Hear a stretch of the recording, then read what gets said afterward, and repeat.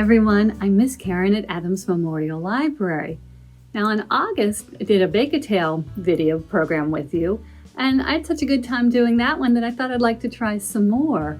So thought maybe we'd try one each month where I show you some stories, show you some recipes, see what I made, and we'll even have a little craft that you can do while you're waiting for your treats to bake. So for this month, thought we'd do apples, since I was doing apple stories to read this month. Got the Very Hungry Caterpillar with an apple. So this month I focused on apple cake.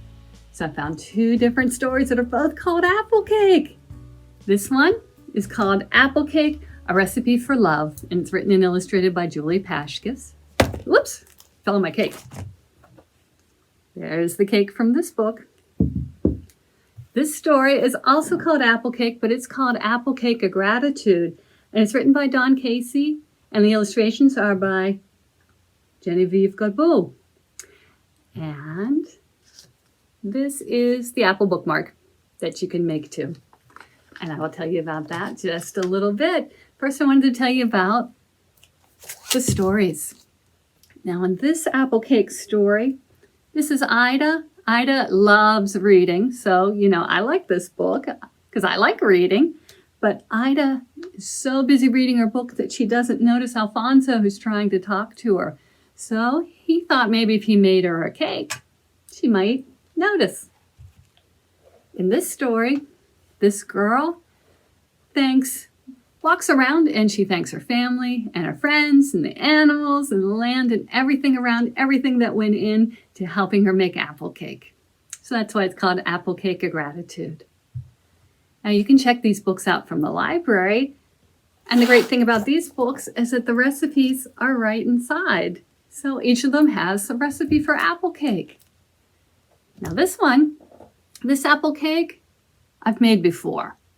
I've done this apple cake a lot of times, and every single time I've tried it, I think this is never going to work. This seems like too many apples and not enough batter, and I don't know about this, but just trust, it'll work. It'll work out fine. You just have to not think about it too hard, maybe.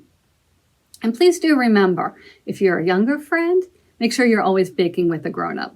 Make sure there's a grown-up around to help and to put things in and out of the oven. So if you're making this apple cake, it's going to be yummy and cinnamony. If you like cinnamon and like lots of apples, you might want to try this cake. And every time I've made it, like I said, I think it's not going to work, but it does. But it also doesn't take me as long in the oven. So I will write all the notes down for you. When you pick up the packet of recipes at the library, I will have it, but I will tell you I leave it in for nearly as long as it says.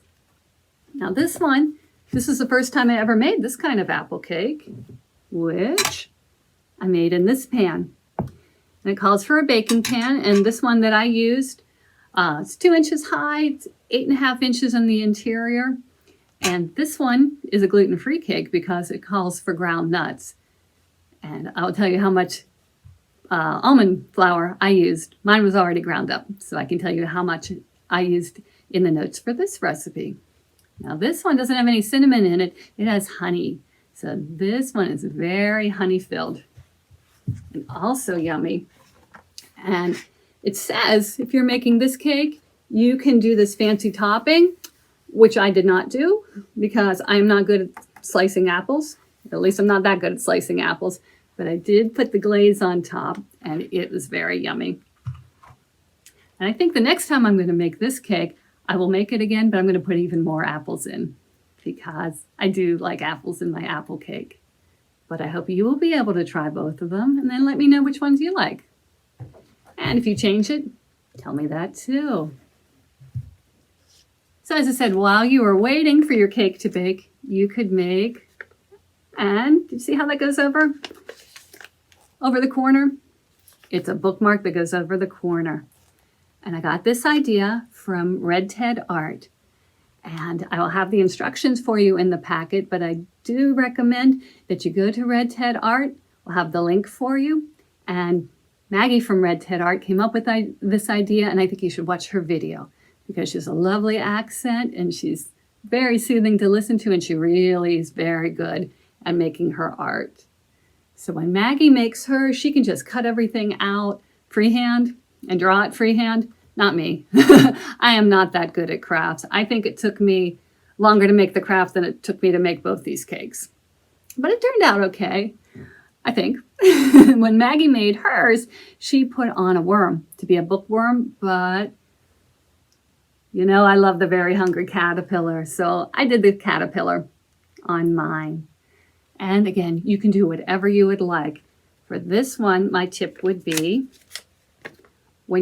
after you folded it, make sure you have this part at the top, so it'll go at the top of your apple and on that way. If you put it on the bottom, then it'll just go on this way, and that'll be fine too.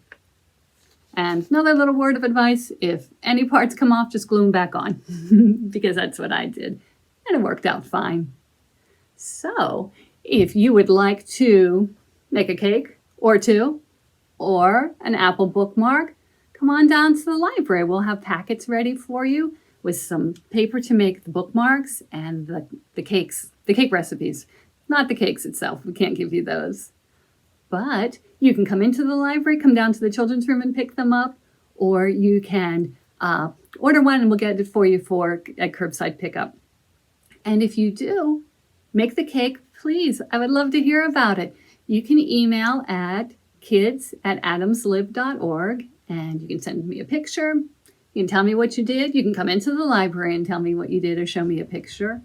And if you can't make it into the library and just like the recipes, email and we'll just send you the recipes too.